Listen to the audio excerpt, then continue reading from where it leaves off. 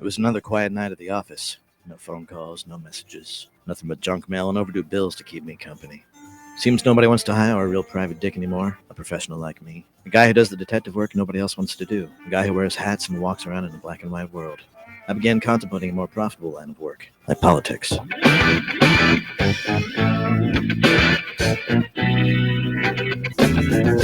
are the show you want to know. It's time to talk to you. All right, folks, good afternoon and welcome to the very first show of the Joe Mangiacotti Show on AM 830 WCRN Radio Central. Here we are, first show. I was here this morning, filling in for Jerry Doherty on Political Thursday. We had some glitches there. I'm broadcasting from the palatial but not overly ostentatious studios in Westborough, Massachusetts, high atop the Carberry Towers. Today, behind the glass, flying the board. There you go. He'll get you set up and into the studio for two-way talking conversation at 508-871-7000. That's 508-871-7000. Let's not forget our text line up and running at 617-297-8388, 617-297-8388. It appears on the screen here in the studio in real time, and we try to work it into the conversation. Don't forget, we do stream, meaning WCRN 24/7 on the TuneIn app. It's a great way to take us anywhere.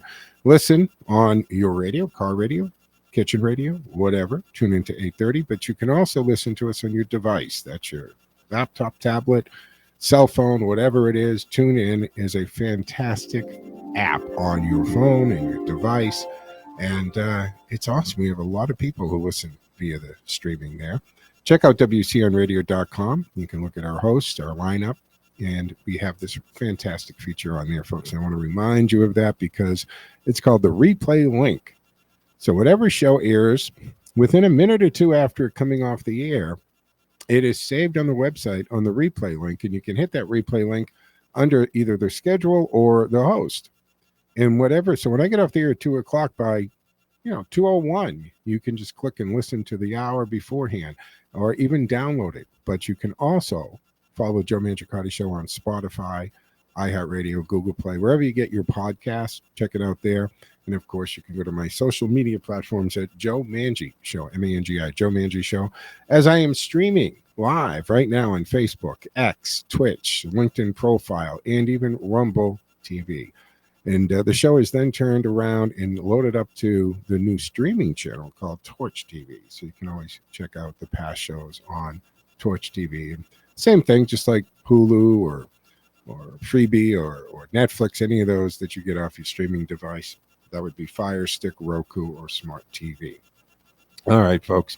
Lines are open and available. I'd love to hear from you for the first show of 2025. I can't believe I'm alive for 2025. 508-871-7000 to join the conversation. 508-871-7000. That's how you get into it. Two-way talking conversation. We are the common sense conversation for the common sense citizen. And I am thrilled to be here with you today.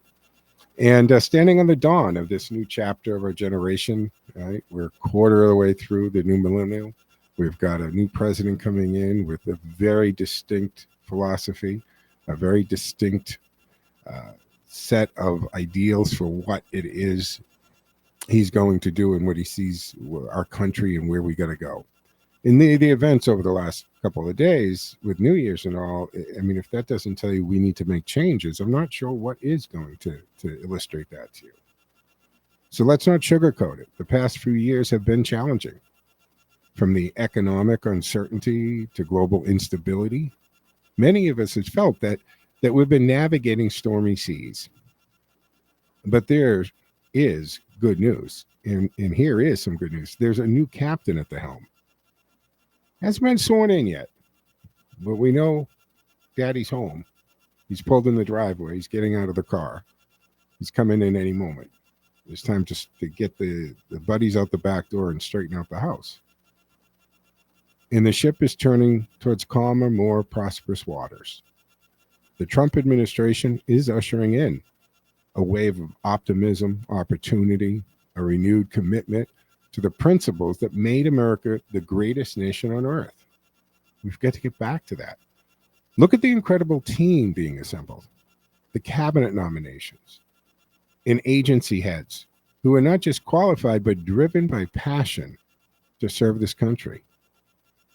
And they're on the same page. And he's not pulling from the swamp. He's not pulling them off from within the Beltway. So they're going to be leaders who understand that government should work for the people, not against them. The days of bureaucratic gridlock and complacency are over. And let's talk about respect. Under this administration, the United States will no longer be a bystander on the world stage. World leaders will once again respect, yes, even fear, the power and resolve of this great nation. We will stand firm in our commitments, protect our allies, and ensure that our enemies think twice before challenging us. And energy is the key to a lot of it, folks. It's not just a cutesy slogan, drill baby drill. It's actually a vital national security policy. It's going to be plentiful, affordable, and a driving force behind our economy. American innovation will lead the charge, creating jobs and securing independence from foreign oil. And our military, it will be rebuilt, rearmed, and unmatched. The mightiest force the world has ever known will stand ready to defend freedom and democracy wherever they are threatened. But let's not stop there. The hope I feel isn't just about power and prosperity. It's also about purpose. This is our chance to secure our borders and welcome the brightest and the best. Immigrants who share our values and are ready to contribute to this great experiment called America. We are, after all, a nation of immigrants. And that diversity has always been our strength because they have come here to assimilate. They have come here to take part in, participate in, and build the American dream. This new chapter is a chance for all of us to play a part in shaping the future. Let's embrace it with open arms and open minds. Together, we can steer this country back into the path of greatness. One where opportunity abounds, our children thrive, the American dream remains alive for generations to come. Buckle up, folks. The winds of change are blowing, and they're blowing in the right direction. No pun intended. It's a new day for America, and it's one filled with hope, promise, and the determination to reclaim our place as the shining city on the hill. So stay tuned, because we've got a lot to talk about. You can join the conversation at 508-871-7000. That's 508-871-7000. Get into the studio. Ted will set you up, get you up here on the screen. Don't forget the text line is also up and running. Now, this incident in Louisiana is disturbing. And it's the radicalization and accountability here. The role of religious institutions and extremism. Of course, I'm monitoring the news, looking at the news. It's kind of changing. Could change while I'm on the air. We had the truck, a Tesla Cybertruck, was parked purposefully in front of the Trump International Tower Hotel in Las Vegas, and it exploded. The truck didn't explode, but it was in fact explosives in the bed of the truck. And the nature of the Cybertruck, if you're not all that familiar with it, it's a pretty solid vehicle.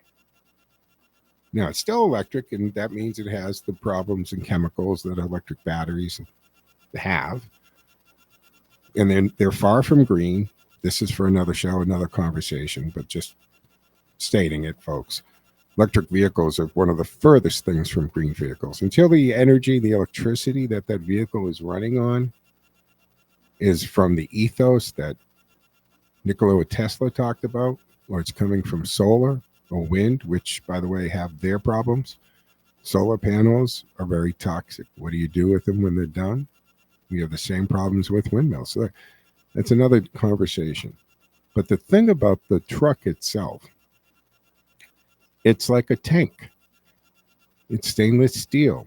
Even the glass on a Cybertruck, a Tesla truck, happens to be bullet resistant. I mean, up to a certain caliber. So when this explosion happened, it did direct it straight up. And even the glass doors at Trump International didn't even break, shatter, or even crack. That was actually probably something the person overlooked. And I'd call it a terrorist overlooked that.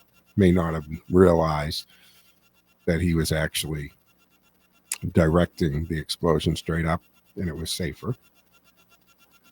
But the recent revelation that the Bourbon Street terrorist, Shamads Din Jabbar, attended a local mosque has sparked more significant debate, of course. Now, the mosque's Instagram statement following the deadly attack that claimed at least 15 lives at this point has drawn scrutiny for its tone and its content. The essay examines the broader implications of such responses, the responsibilities of religious institutions, and the challenges of investigating radicalization while respecting religious freedoms. And earlier, if you missed it, part of what I talked about was actually that balance between security and freedoms. Many of the freedoms that we willingly gave up or acknowledged were going to be tramped on after 9/11 versus the feeling. And I always say feeling of security because the feeling of security versus the actual security don't always equal up. And just because you might feel particularly secure and safe doesn't mean you are. So there's a couple balls in the air here, the freedoms versus safety, and then the feeling of safety, the perception of safety, and the actual safety that we have. I remember listening to my dad talk as a child, and whatever there were conversations about. Don't forget, Ronald Reagan was attempted assassination when I was a young guy. And my father had always said to me, is, if you really want to kill the president of the United States, or anybody for that matter, you can do it. You can do it. So we know anything can be done if there's enough planning and determination. But folks, we have to take our very first break of 2025 in the Joe Mangiacotti Show, Thursday edition here. Thank you for joining me. I am really, really pleased to be here and to feel honored to be here. 508-871-7000 to join the conversation. 508-871-7000. Back in 2 and 10, folks. Stick with us. Looking for guidance as you face a future on Social Security? It's hard to figure out on your own, but MedicareAdvisors.com is a completely independent insurance agency specializing in Medicare insurance planning. We work with the top insurance companies so we can offer our clients the best coverage for them. We design plans with a focus on low costs, which we combine with personalized insurance advice aimed at helping our clients make better informed decisions. Russ Swallow is a certified senior advisor and a licensed insurance advisor. He's been helping clients with their health insurance needs since 1970. And after a failed attempt at retirement, he created the Medicare Advisors in 2014. Russ concluded that since Medicare is health insurance, he might as well put his almost 50 years of health insurance experience to good use, as 75,000 people reach age 65 in Massachusetts every year, and they can use some help. Call Russ today at 508-831-0805. Put his years of personal experience to work for you as you try to unravel the complexities of Social Security. Discover the Yatco difference today. At Yatco Fuel Service and Food Stations, excellence isn't just a goal, it's our commitment to you. We're dedicated to providing you with top-notch customer service and the finest products, making your life easier every step of the way. Celebrating over 30 years of fueling the community with 14 convenient locations throughout Massachusetts. Whether it's filling up your tank or grabbing a quick snack, we've got you covered. Yatco Fuel Service and Food Stations. Fueling your journey, fueling your life. Nurses know it's about more than just medical skill. It's about being present, enduring, and caring. But not all settings make it easy. Enter Family Lives, a nonprofit home healthcare agency run by nurses who know nurses. Our nurses provide continuous care to patients with complex conditions. And this work permits nurses to foster relationships. The best part? We take care of our nurses too. Family Lives offers a comprehensive benefits package. Join us in caring for others and being cared for yourself. Call Family Lives at 508-475-0493.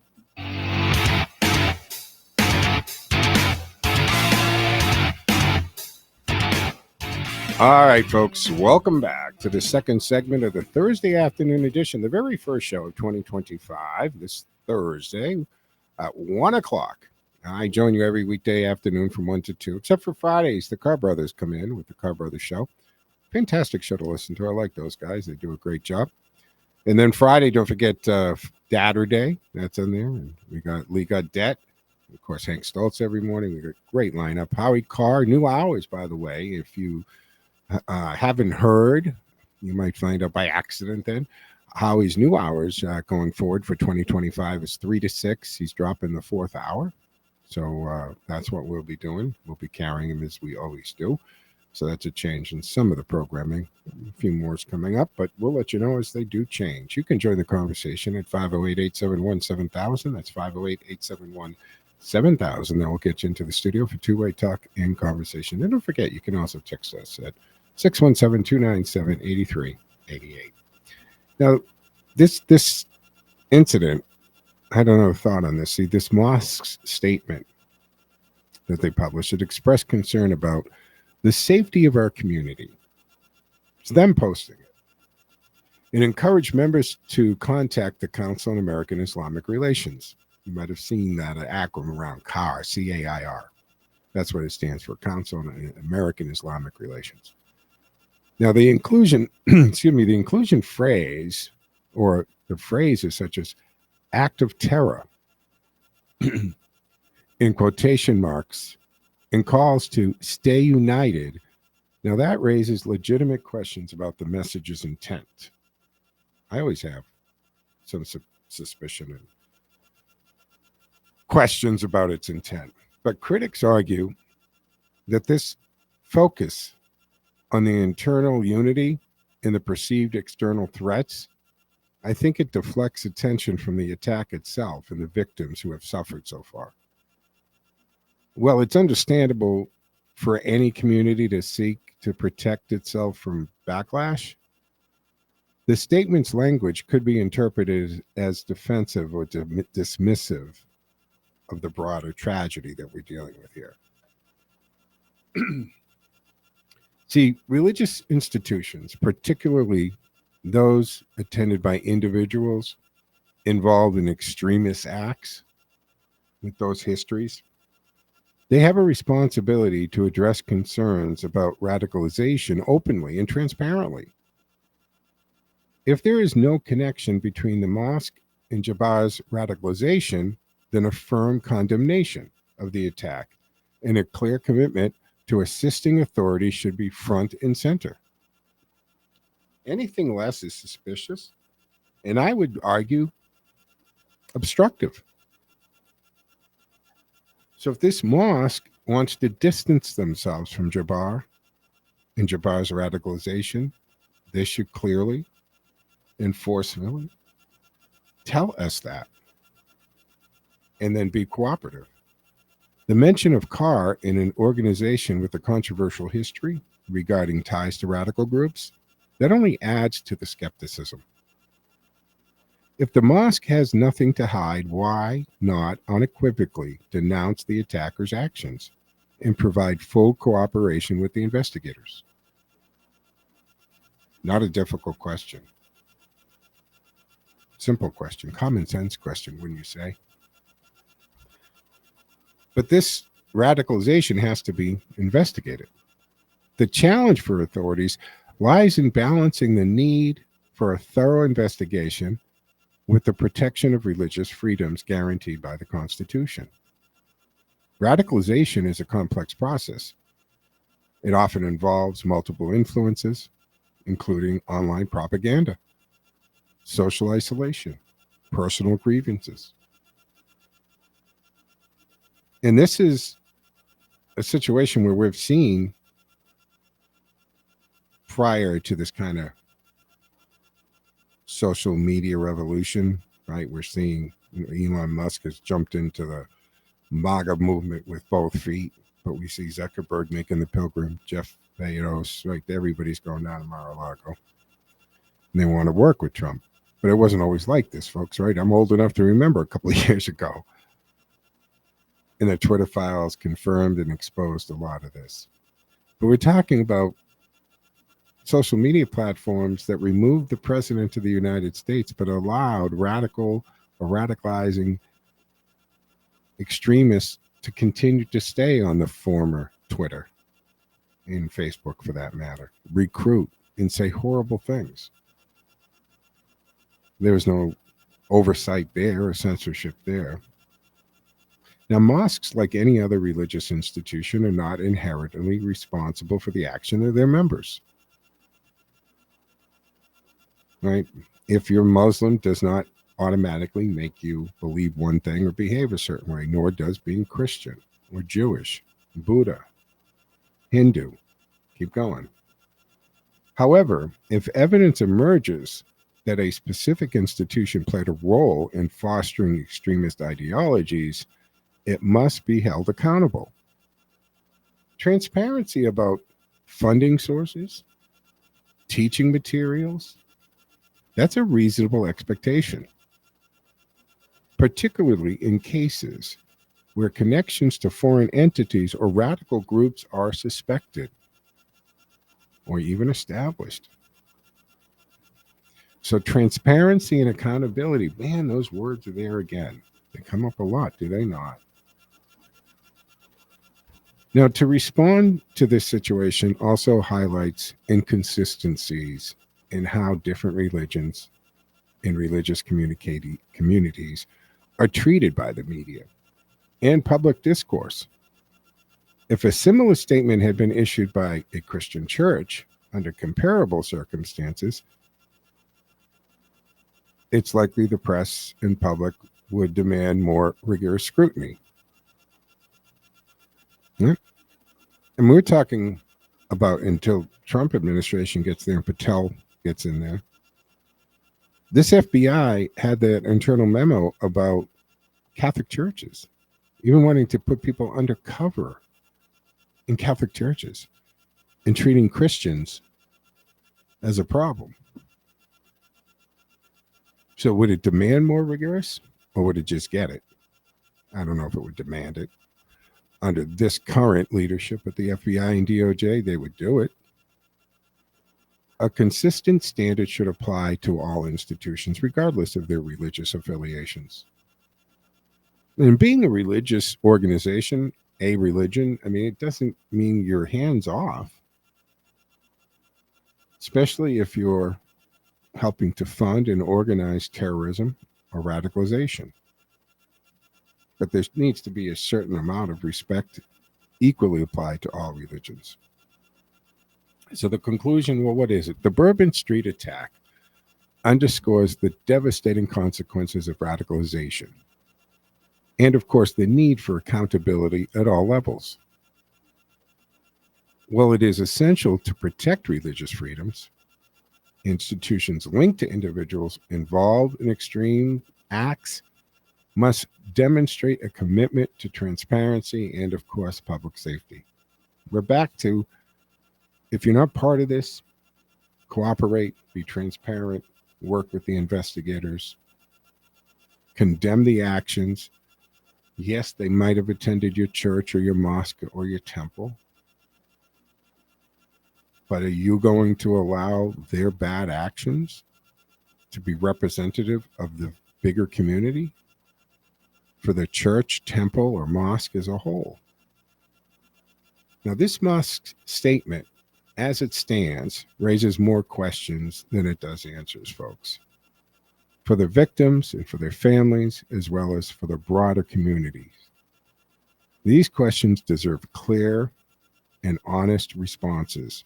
Only through open dialogue and diligent investigation can society address the root causes of radicalization and prevent future tragedies. Before coming on, the last report that I could find on this about the truck versus Louisiana, they found no connection. The superficial connection,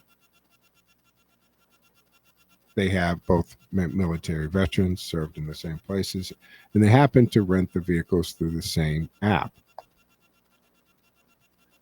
We still call that a coincidence, but it's something we should examine.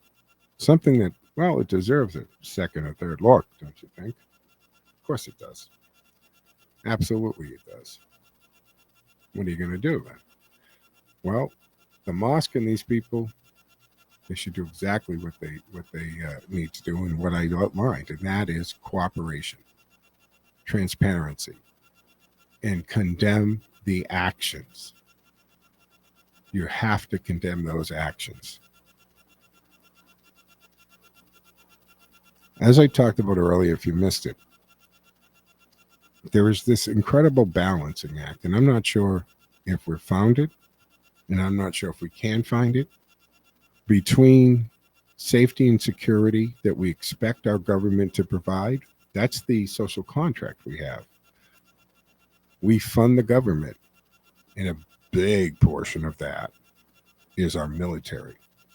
But beyond us funding this incredible fighting machine called the United States military, we're also funding our police departments, our sheriff's departments, the DEA, Border Patrol, ICE, and then all the bureaucracies, right, that have enforcement branches. The IRS, for crying out loud. Remember? 85,000 agents. And when the ads came out, we talked about it on this show. Advertising for IRS auditor agents who are comfortable carrying a weapon. When we get into the number of armed IRS agents and the amount of ammunition the government is buying, I think that's of concern. Why does EPA officials, why do they need armed investigators? But we're funding all kinds of protective or allegedly protective type of agencies and branches. What say you on that? 508-871-7000. 508-871-7000 to join the conversation. Don't forget our text line is 617-297-8388. 617-297-8388. And you can always listen and watch on Facebook, Twitter, Twitch TV, LinkedIn profile, Rumble on the Joe Mangiacotti Show, and of course, Facebook page for the station. Do me a favor, go to WCRN 830 AM on Facebook. Do me a favor, hit the like and follow button. I'd like to build up some social media following on the station's Facebook page. I'm streaming there as well, so a lot of ways to listen and talk. All right, folks, 508-871-7000. We're going to take our mid-show break here on the very first show of 2025, the Joe Mangiacotti Show. Stick with us, man. We'll be back in 2 and 10 right on the other side.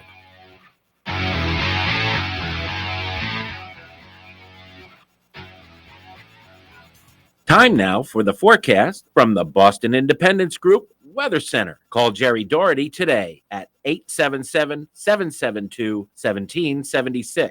Retirement is within reach. I'm meteorologist Sherry Spear, and here's the latest Boston 25 weather on Radio 830 WCRN. We've got a wind advisory today for some gusts up to 50, 55, even isolated 60-mile-per-hour gusts. With that, the risk for a few pockets of wind damage and power outages. Now, in general, it's going to be wind-blown, feeling chilly, with highs around 40 degrees and partly sunny skies.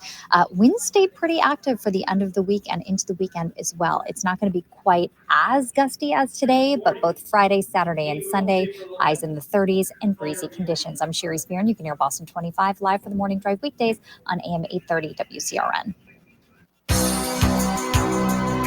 More live and local radio is next. Stay tuned to Radio Central 830 WCRN.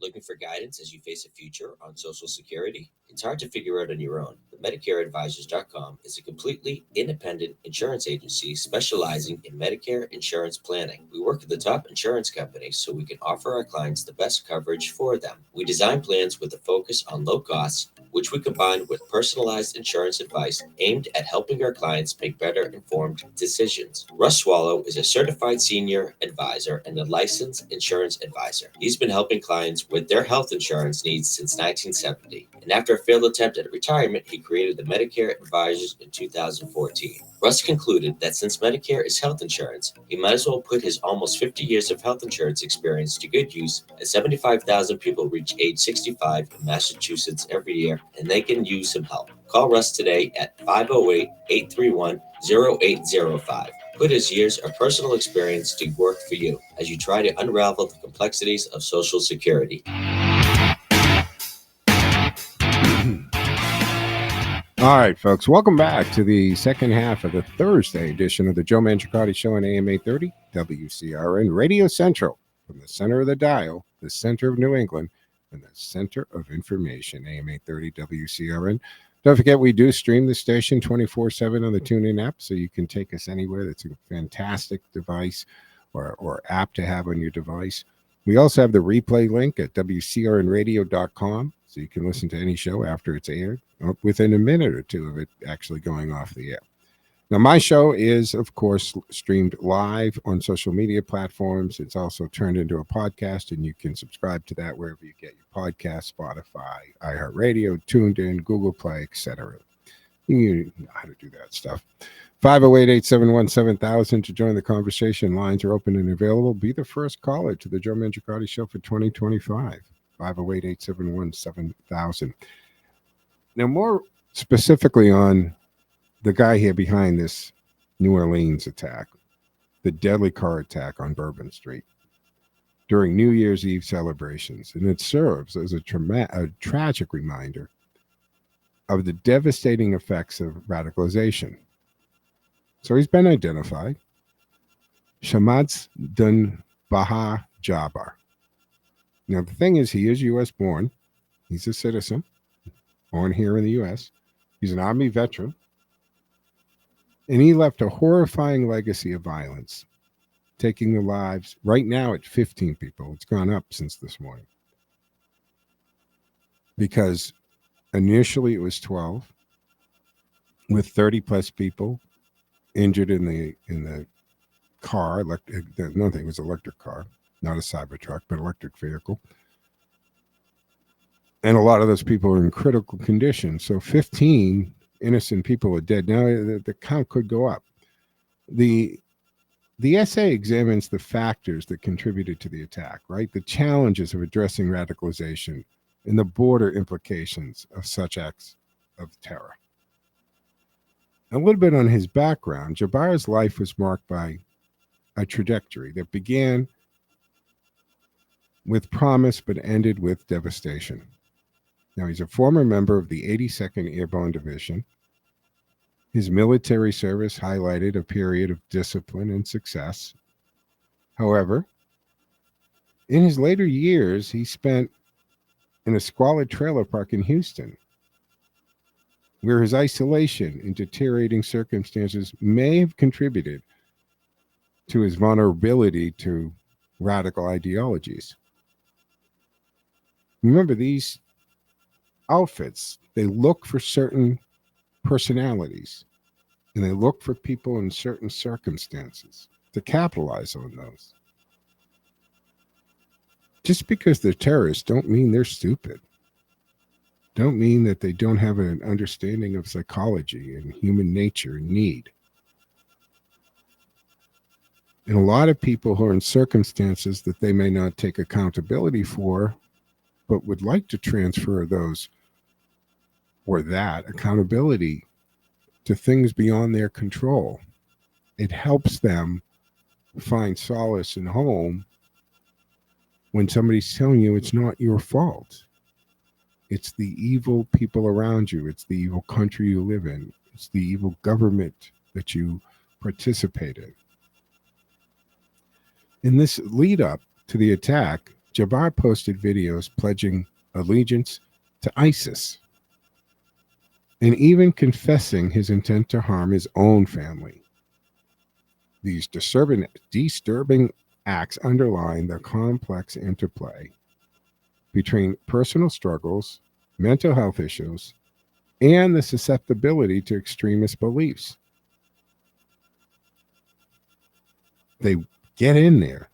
They're using social media. It has, after all, made the world a smaller place. Members of ISIS can be anywhere in the globe and reach right into somebody's living room because of the internet. Now, I'm one of the last people that's ever going to say we need to control the internet more and we need to shut it down. But there are instances, I feel, that cross over into national security. Just like dating sites are fine, right? Hookup sites are fine. But if those sites start to get into underage sex trafficking, now law is being broken. And there has to be some safety nets there too. So Jabbar's younger brother, Abdir, he described the attacker as a kind and intelligent individual before radicalization took hold. Not a surprising description you would get from somebody's brother. You hope anyway.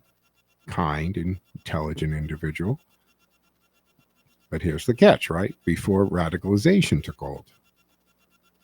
And the brother emphasized that the rampage does not represent Islam, a sentiment shared by many in the Muslim community who condemn violence and reject the perversions of their faith by extremist groups. Well, wouldn't you hope so? And this seems to be a conversation that we've had to have more times than I like. And I say this to members of the Islamic community and Muslims.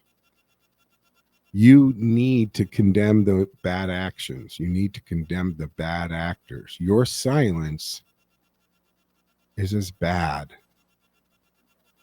What's the old adage, right? All evil needs to flourish is that good men do nothing. So members of that community have got to condemn it and condemn the actions when people perverse the religion, perverse their faith. And it's done by extremists. Radicalization is a multifaceted process, and it often exploits personal grievances. And that's what it looks like was going on with this guy, right? Societal marginalization or psychological vulnerabilities.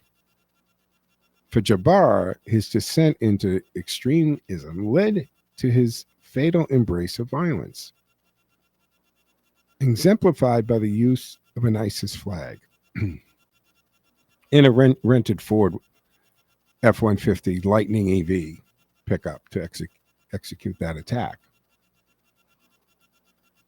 And I think that might have triggered the first logical needs to look at these two. Are they connected? You have two people who rented electric trucks from the same app, albeit one is a Tesla Cybertruck and one's an F-150 EV. But they're both electric trucks used in two different circumstances and situations. So that would, you can see why, are these connected? What are the odds of that? And then this ISIS flag. Now, when I did Political Thursday earlier, one of the callers, Steve, I think, brought up the fact that somebody in the response actually curled up the flag. I don't know this. I'm taking this from Steve, the caller, and didn't want people in the media, once the media started taking pictures and cameras showed up, seeing the ISIS flag, blatantly seeing it. I think if it's part of it, it needs to be shared and put out there. But Jabbar, Shamadsdin Jabbar, he was killed in a shootout with the police following the attack. And remember, I don't know if I said it during the show or the earlier show, because I was watching the chief down there, older woman. It looked like she was an oversized white shirt with a big badge. It probably weighed more than her, but she seemed to be a very straight shooter and plain talker. He said, we had security. We had this stuff set up, and they just drove up around it. Again, I go back to the balance of freedoms and security, and what those tactics of having to stagger how you drive so you can't get up speed, right? But if you actually just go up on the sidewalk and around it, it defeats that purpose. But how much restriction in everyday life are we going to tolerate, or should we have to tolerate? And a lot of this should be handled long before they get to this point, but I'm digressing. So he died in the shootout. The authorities continue to investigate. The speculation that he may not have acted alone, and again, this connection to the electric trucks, raises critical questions about the networks that enabled such acts of terror and the strategies required to dismantle them now. Because we've actually had organizations like ACLU and stuff sue when certain things have tried to be done to prevent tragedies. And the tragedy also highlights the difficulties faced by law enforcement in identifying and intervening before radicalization individuals act. Right? This isn't the Minority Report. We can't arrest you before you actually commit a crime, but we can try to prevent it, stop it, arrest you for the smaller crimes that you may commit to get to or try to get to the bigger crime, the bigger act. In fostering community engagement, they're essential steps in preventing future incidences. They just are. And there are broader implications, right? The New Orleans attack underscores the global nature of radicalization and its ability to transform individuals remotely from thousands of miles away into agents of violence.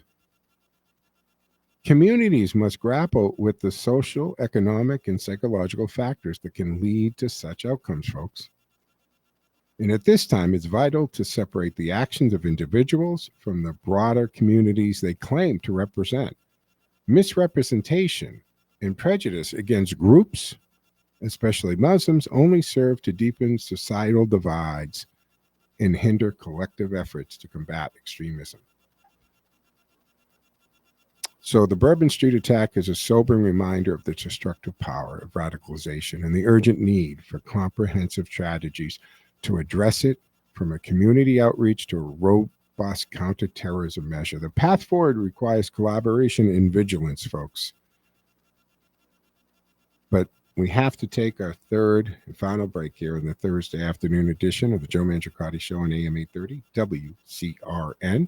508-871-7000 to join the conversation. You can do that for the remainder of the hour. 508-871-7000. All right, folks. We'll be back in 2 and 10. Stick with me.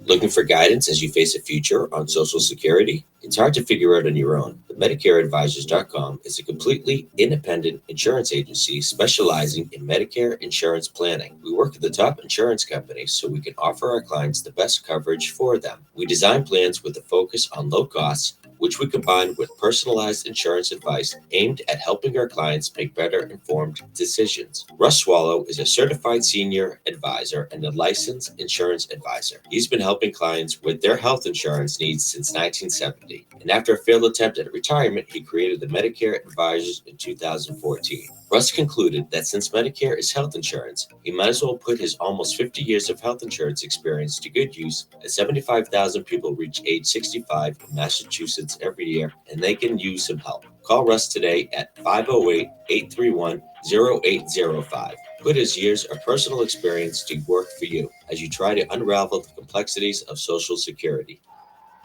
Polar Park is the place to play, so treat yourself to a private suite at the best ballpark in AAA. Suite rentals are the best way to enjoy a fully catered and climate-controlled experience at the park. Whether you choose to watch the game from inside of the suite or out in your seats, it's the ultimate experience for a special occasion. Visit WooSox.com or call 508-500-8888 to reserve your suite today.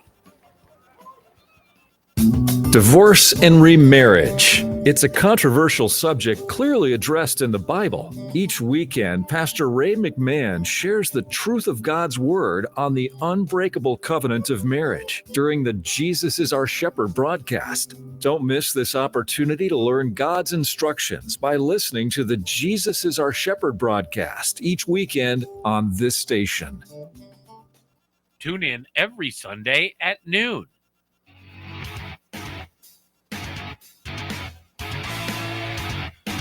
All right, folks, welcome back to the fourth and final segment of the Thursday afternoon edition of the Joe Mangiacotti Show on AM 830 WCRN Radio Central. That's right. Don't forget, you can take us anywhere in the TuneIn app. Just put it on your device, seconds to download it. Punch in WCRN. You're going to see the cool new logo we have, Radio Central, WCRN 830. And once you hit that, we'll be easy to find. We'll know you're there. And you can take us anywhere and visit WCRNradio.com. You can look up the hosts, you can look up the times, the shows, and we have the really cool replay link. So as soon as the show ends, it's available as a replay. Now, my show is also there under me as a host at the time. But I also stream the show live, and then it is converted to a podcast style. And wherever you get your podcasts, you can subscribe to it. So that's Spotify, Google, TuneIn, iHeartRadio, they have them all. Wherever you get your favorite podcasts, check it out. Lines are open and available, 508-871-7000. That's 508-871-7000. Give us a call. What say you? 2025. We're off and running now. Yesterday was a holiday. Today's the first kind of working day. And what do you see forward here? And unfortunately, the Cybertruck in the Louisiana, they aren't the only things. We had some tragedy in Queens, a mass shooting outside a nightclub. Mass shootings have become really a grim fixture in modern society. And we always get the same roundabout argument and debate, right, with gun control and all.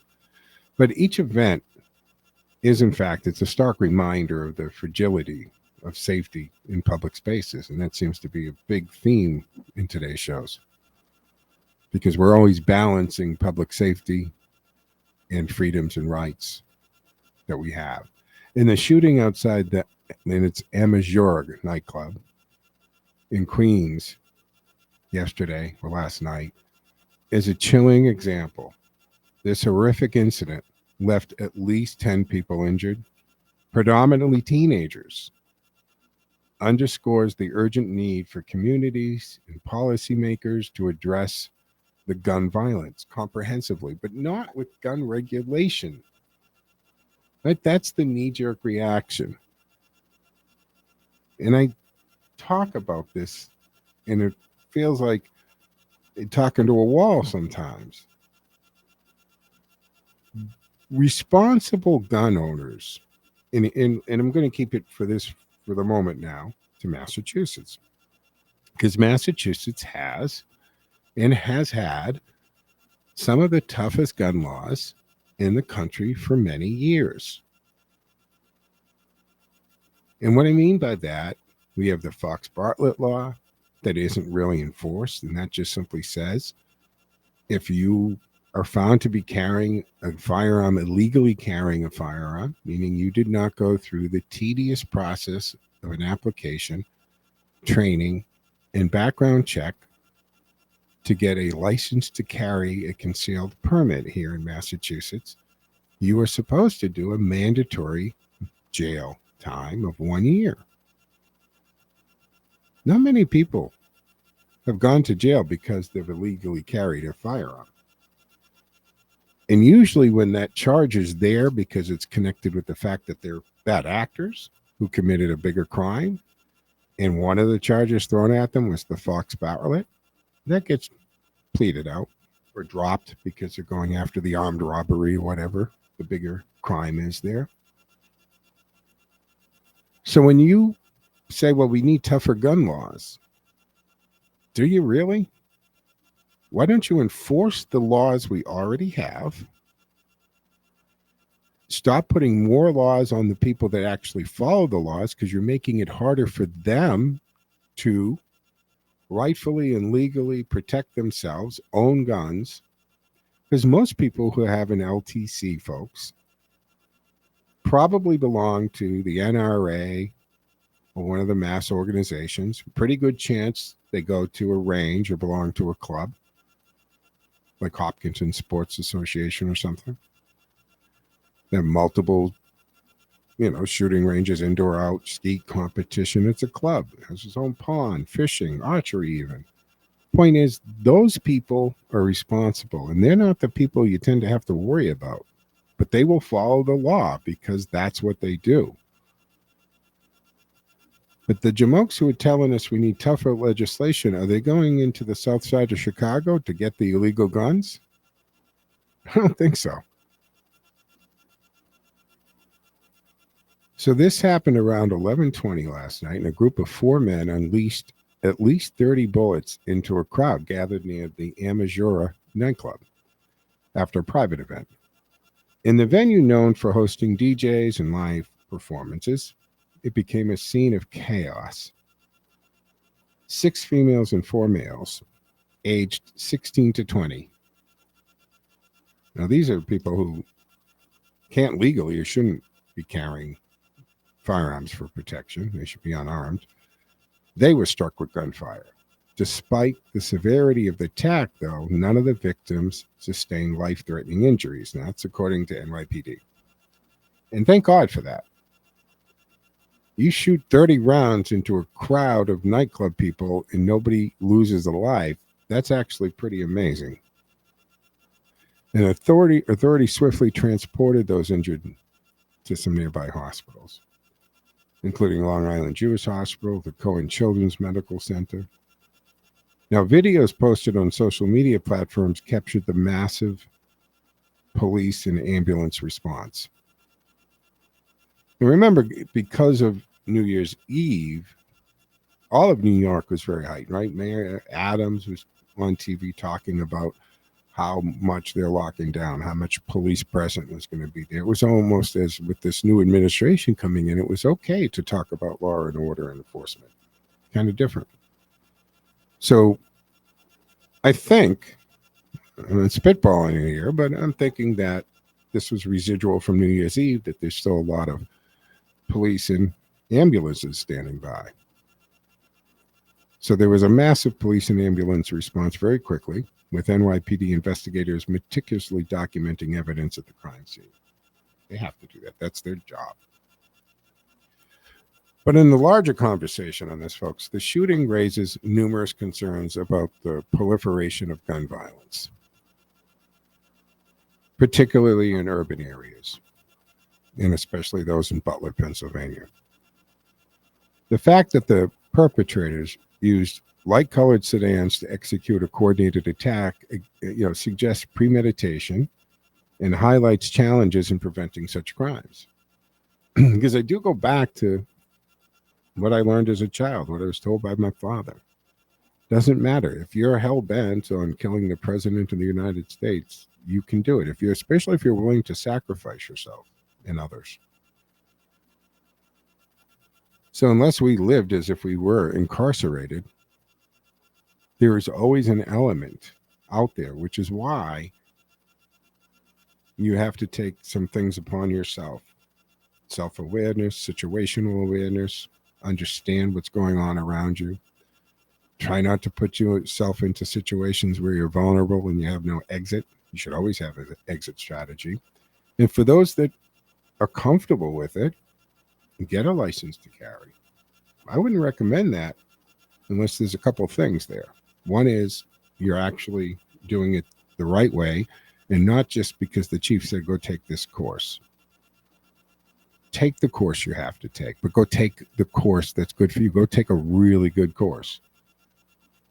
Because you don't want to go from not being someone familiar with firearms one day and getting a permit, and then you get to have as many as you want the next day if you haven't learned how to handle them. And that includes the storing of them, the transferring of them, the loading of them, the cleaning of them. That's a responsibility you need to take personally. If you're a person that decides you're going to be a person that carries a concealed weapon, get the training, join the club. Email me, joemshow@gmail.com, if you want an idea where you are in good clubs. And they'll be happy to instruct you there on everything, from the range etiquette to cleaning your weapon to storing the weapon. They know the laws so that you're not in violation.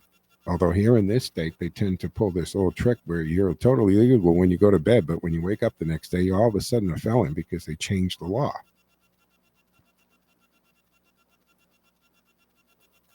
So this looks very premeditated because of the coordination. Furthermore, the young age of the victims, this emphasizes the devastating impact of violence on the lives of teenagers. Public spaces meant for entertainment and to socialize in, they're increasingly fraught with danger, leaving communities grappling with fear and uncertainty. Events like this ripple through the communities, leaving emotional, psychological scars. The Amazure Club nightclub, a venue with a capacity of 4,000, that's a good size club, folks, in a history of hosting vibrant events, will now carry the weight of this tragedy. In the residents of Queens, already familiar with the complexities of urban living, they face some renewed concerns about their safety. The shooting also prompts discussion about the role of nightlife establishments in ensuring the safety of our patrons. While venues cannot control the actions of outsiders, incidents like this does necessitate stronger partnerships between business, law enforcement, and community leaders to enhance security measures. So the Queens shooting, it's a microcosm of national crisis again, right? Because the United States has witnessed an alarming frequency of mass shootings, each incident adding to a growing list of victims whose lives are forever altered. So addressing this issue requires multiple-pronged approach. Again, as I talked about the gun legislation, we have enough of those laws. Enforce the damn laws that are there. But you do have to get into the community engagement, grassroots initiatives aimed at conflict resolution, mentorship, providing alternatives to violence for at-risk youth. And of course, enhance law enforcement while maintaining civil liberties. Law enforcement agencies must adopt smarter, data-driven strategies to anticipate and prevent potential threats, folks. And of course, finally, folks, mental health support. Ensuring access to mental health resources can address underlying issues that may lead to violent behavior. So how many more incidents will it take before we achieve meaningful change? I don't know, but we have to wrap up the Thursday edition of the Joe Mangiacotti Show here in AM 830. WCRN. Frankie Boyer is coming next, so stay tuned for her. Stay tuned to AM 830 WCRN all the time, as far as I'm concerned, folks. Welcome to 2025. That will wrap it up for me for this week. Back Monday at 1 o'clock, folks. Take care. Joe out. This is Radio Central, 830 WC.